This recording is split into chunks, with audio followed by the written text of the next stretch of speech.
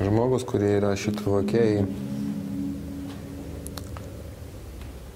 Nežinau, kaip ir ko ir su ko, bet vat, to dvasinio kelio jis,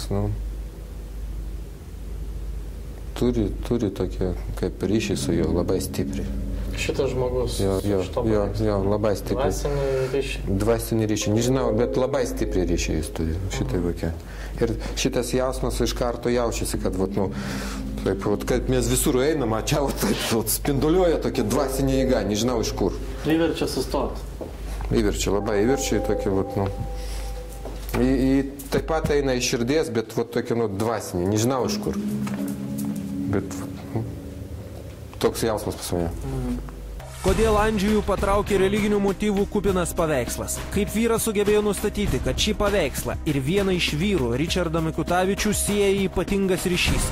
Juk kalba eina apie vieną iškiliausių pastarojo meto Lietuvos dvasininkų. Galbūt Mikutavičius šalia šio paveikslo karštai melsdavosi. Dvasinis paveikslas. Ir stovi prie šito paveikslo, nuo tavęs tai kaip iš fontano energija eina. Stovi ir toks, kad šita vokia yra žmogus, kuri turi labai stiprų dvasišką energiją.